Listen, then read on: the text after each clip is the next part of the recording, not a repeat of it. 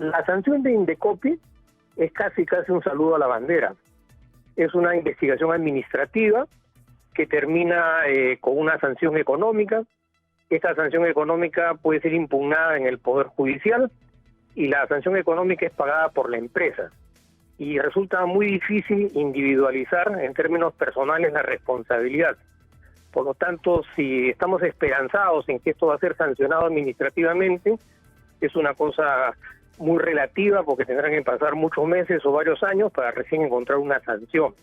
Y esto en gran medida se debe a la razón de que el Código Penal fue adrede y de manera intencionada debilitado para controlar los denominados delitos económicos. Se despenalizó la represión penal de las prácticas monopólicas, se descriminalizó la concertación dolosa entre las empresas que se ponían de acuerdo para poder manipular los precios, y en última instancia se derogó el delito de acaparamiento. Y eso fue parte de una política de Estado con la finalidad de, bajo el esquema de la economía social de mercado, de libre mercado, la ley de la oferta y la demanda, las empresas se entronizaran en las relaciones económicas, y ahora estamos viendo los resultados frente al tema de la pandemia. Y yo creo que eso es importante señalarlo porque han sido los gobiernos anteriores, en alguna medida el gobierno actual, el que, coludidos con intereses como los que acabo de mencionar, debilitaron de manera intencionada el control penal de estos hechos, y ahora los resultados los estamos verificando en el sentido de lo que tú acabas de explicar. Claro, porque si es que todavía existiese esta norma, esta ley, la investigación de Indecopi serviría también para el lado penal, ¿o no? Sí, pero como te mencionaba, la administración, o mejor dicho, la investigación de Indecopi es una investigación administrativa, que solamente puede acarrear sanciones económicas, sanciones administrativas. Y acá lo que está de por medio son empresas, personas jurídicas, corporaciones, que se mimetizan en el terreno de la responsabilidad penal, y cuando Indecopi impone la sanción administrativa pecuniaria, que es una multa, sin perjuicio de que la multa la paga la empresa a través de su patrimonio, de sus activos, pueden impugnar en la vía administrativa y recurrir a la vía judicial el monto de la sanción administrativa o de la multa impuesta. Y esto se convierte con el paso del tiempo en un saludo a la bandera, porque en las situaciones como estamos viviendo actualmente, imaginemos lo que significaría tener que esperar un proceso judicial hasta la Corte Suprema, que puede durar 2 o 3 años, y a partir de ahí recién tendrían que impugnar el monto del pago de la multa. Por lo tanto, la función de Indecopi es muy relativa, y adrede se hizo así.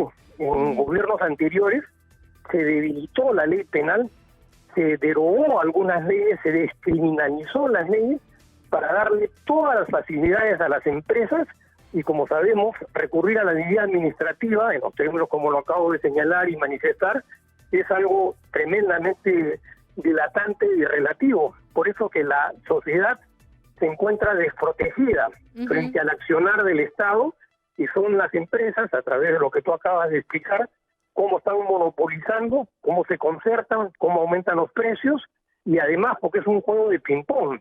Por un lado, los medios de comunicación crean una situación de pánico colectivo a través de la información y obligan a los ciudadanos, de manera desesperada y con justa razón, a tener que recurrir, ¿no?, a comprar medicamentos a precios exorbitantes, porque no solamente se trata del precio de las farmacias, ese es un aspecto del problema.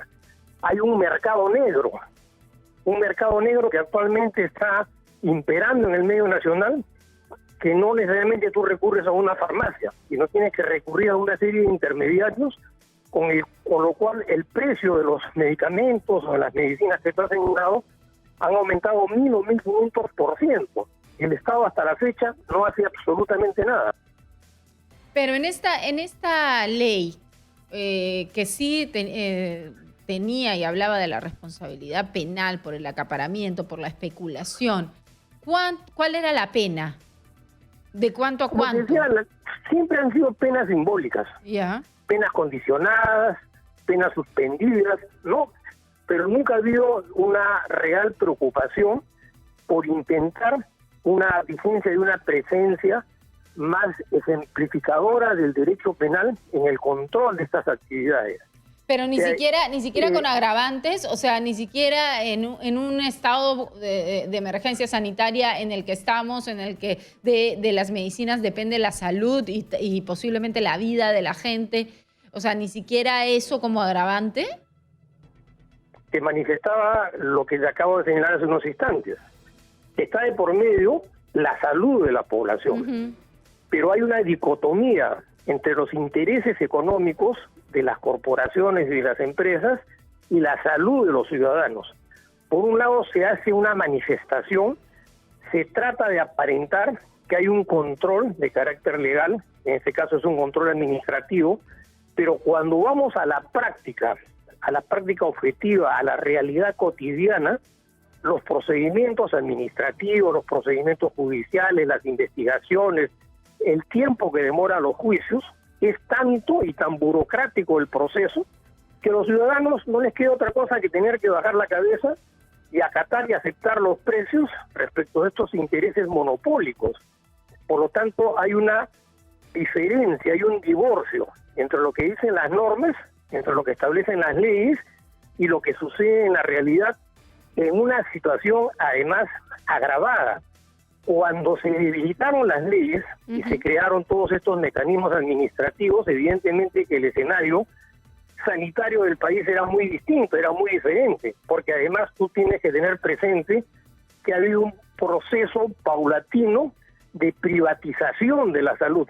Se ha privatizado la salud y se ha debilitado la salud pública, con la finalidad de que tengan mayor fuerza las empresas, los laboratorios, las clínicas privadas, los seguros médicos, y al final, en última instancia, la gente pobre, que es la que más está padeciendo los efectos de la pandemia, está en una situación particularmente vulnerable, porque además el marco legal, adrede, como te lo vuelvo a señalar, fue debilitado, descriminalizando, trasladando el fuero penal al fuero administrativo, en los términos como lo acabo de explicar. Y dentro de esta ley que se derogó, ¿estaba también el tema de la publicidad engañosa para este caso de, por ejemplo, medicinas? Bueno, hay una versión de las normas. Ya. En el caso específico de la legislación penal, en el rubro específico de lo que significan los denominados delitos económicos, porque la represión de estos hechos, de una u otra manera, recién empezaron a tener vigencia cuando se promulgó el Código Penal del año 1991. Se creó un capítulo específico para tratar de controlar penalmente actividades que no tenían las características tradicionales, en las que mediaban casi siempre personas jurídicas, empresas, y la dispersión se vio agravada por los procedimientos.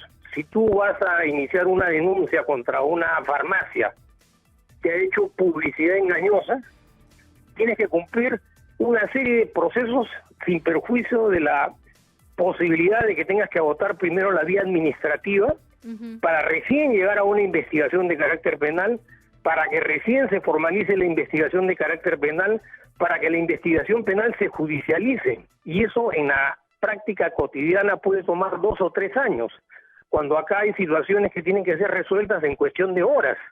Lo que sucede es que la pandemia ha develado un panorama descarnado de cómo las personas con menos recursos económicos están más desprotegidas y cómo en este contexto los intereses económicos empresariales son los que están realmente manipulando este contexto, porque la legislación está distanciada de la realidad. Bueno, pero esto, doctor, lo puede cambiar tanto el Congreso como el Ejecutivo, ¿no es cierto?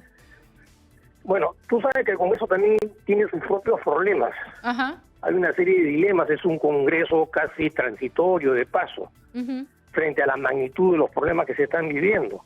Y el tema del coronavirus ha desbordado todas las expectativas.